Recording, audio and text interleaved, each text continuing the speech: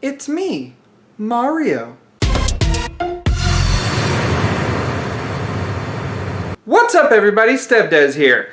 With all the what ifs on this channel, I think it's about time we hit that family-friendly entity of video gaming magnificence, Nintendo, and one of their main franchises.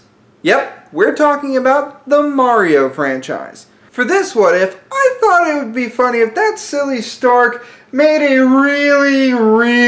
really big mistake. After Yoshi's Island DS, the stork decided to drop Luigi off at his parents' and Mario elsewhere. Yeah, the stork did a double shift for nothing, because this is what if Mario grew up in Sarasa Land. StevDeS, what the heck is Sarasa Land? If Mario Odyssey didn't have no Sarasa Land, and there was no planet galaxy of Sarasa Land, what the heck is Sarasa Land? You're just making up places. There's no such place as Sarasa Land.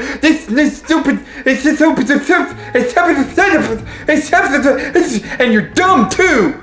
Actually there is. Sarasa Land is where Princess Daisy is from. Yeah, remember Super Mario Land for the Game Boy?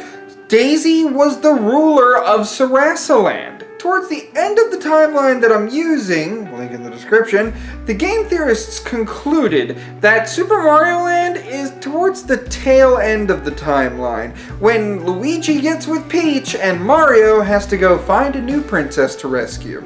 So, before we dive into this, there was actually quite a bit of story to this place, even though it only got one game. So, let's go ahead and take a look at the basic idea of what Sarasa Land is. Sarasa Land is divided into 4 different kingdoms, hence the 4 worlds in the game. The first world is the Birabuto Kingdom, ruled by Gao, which are sphinx-like creatures, and their leader, King Totomesu. King Totomesu is just a much larger sphinx-like creature that can shoot fire kind of like Bowser. The Birabuto Kingdom is heavily inspired by Egypt, hence why everything's a sphinx, and the first castle that you go to is influenced by Egyptian hieroglyphs. The second world is called the Muda Kingdom, inspired by the islands of Mu and Bermuda respectively. Well, this one's my kingdom. I'm from Bermuda. The Muda Kingdom is mostly water, and it's governed by one Dragon Zamasu. Starting to sound a bit Dragon Ball in here. The Easton is based on Easter Island. You know, all them crazy heads. Honestly, it shows. The Easton Kingdom is led by someone known as Hyoihoi. And finally, the 4th kingdom is known as the Chai Kingdom. Heavily inspired by China, this kingdom doesn't have a ruler, but instead is inhabited by vampire, zombie-like Chinese warriors that don't die when Mario steps on them. Seriously, those were the most annoying enemies. So basically the Chai Kingdom is the dead kingdom. You know, undead. As far as what works best as a story, I think it would be best that baby Mario gets dropped off in the Easton Kingdom. This would give us a lot more of a recognizable start. We're talking about stone golem-like people finding a baby, which in and of itself could be very entertaining. One fateful day, Abatadon, thank you Schmidt, is being very nosy as he sees a Toko. Thank you again, Schmidt. Holding a human child. After some brief conversation, the Stoneheads realize that they can't hold on to this baby. But they don't know what to do. So they think the best thing to do is ask their leader, Hyoihoi. Hyoihoi's wisdom allows him to say that this child is a living thing. It would not live within the Chai Kingdom very easily. However, we are also not living things. We are sentient beings made of stone. We must find a proper home for the child. Take him to the Muda Kingdom. Hoi sends a special task force of Tokotokos to ensure the safe delivery of the baby to the Muda Kingdom. After a very long trek, by the seaside stands a few Yurarin, wondering why they're approaching the Muda-Istan border so casually. What ho? They have a baby though. A human baby. This is not normal. While 2 of the 3 of the squad stay at the border, the third one rushes off to go find their leader and tell him of the human that these rock people are carrying. The 2 standing guards tell the Tokotoko task force to stay still. They don't want to do anything that might harm the child. They are to wait for their leader to show, and oh, there he is. Yeah, it doesn't take long for Dragon Zamasu to, again, it's sounding a lot Dragon Ball in here, get sight of the child in order to understand what's going on. Dragon Zamasu does question the Tokotokos, and the Tokotokos explain that they were sent by Hoi in order to find a home for this child, because they can't keep him in the Istan Kingdom, and they figured the Muda Kingdom is full of life. Surely they can accommodate a child on one of their many islands.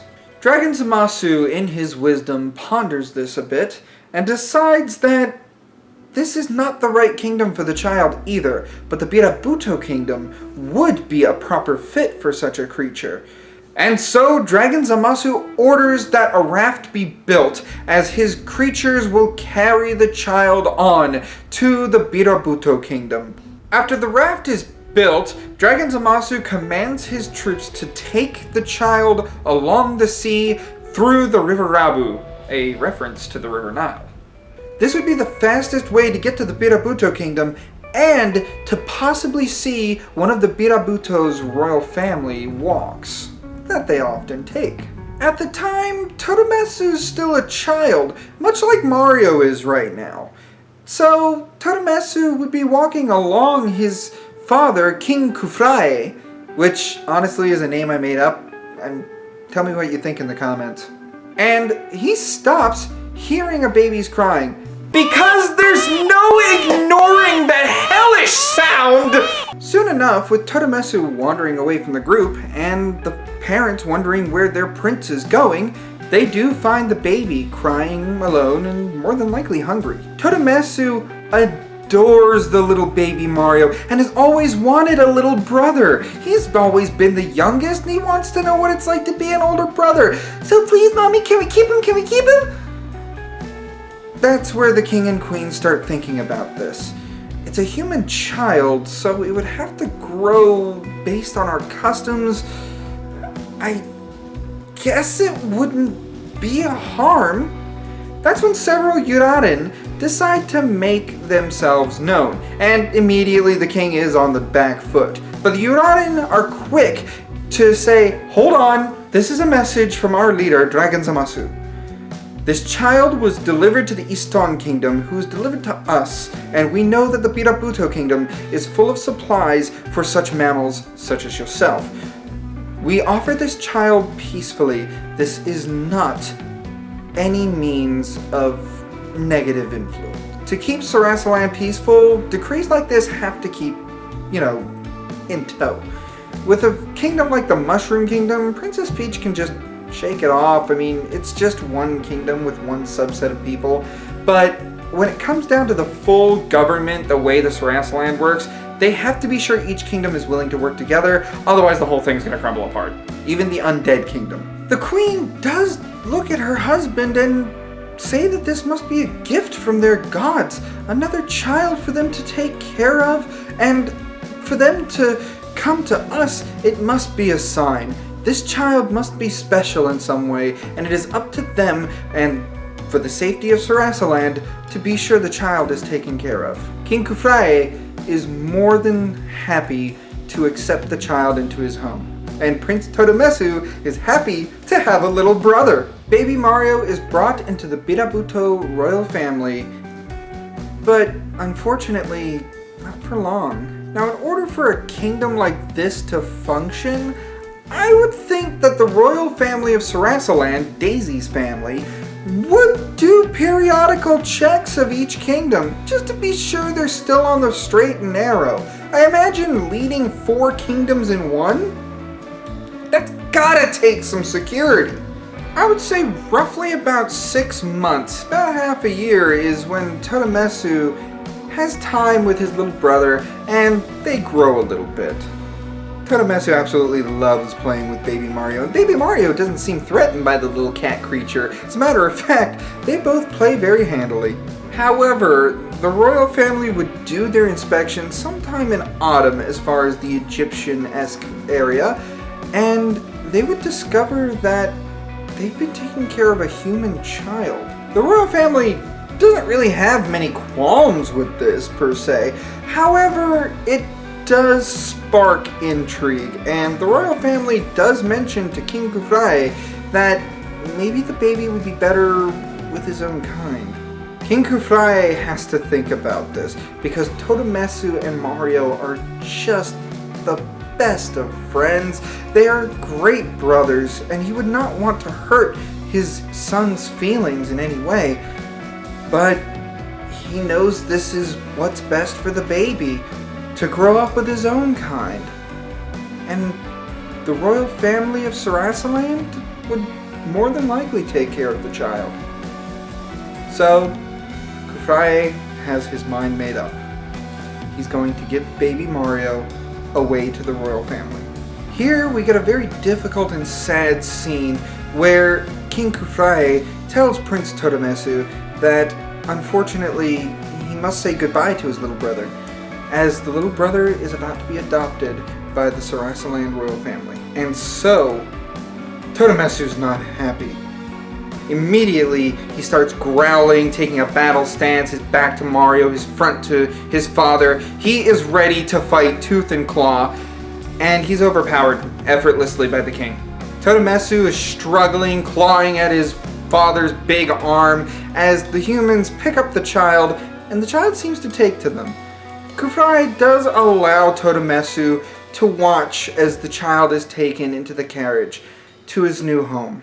Totemesu, of course, is sad. He's sitting and crying. He doesn't want to lose his brother, but King Kufrae has some words of wisdom for his son. One day, my son, you will understand why we are 4 kingdoms under one common cause. And that day will be the day that you reunite with your sworn brother. This I promise you. Honestly, that's the best thing I could come up with. I didn't want to do something like this. Everything the light touches is our kingdom. Yeah, that would have been just corny.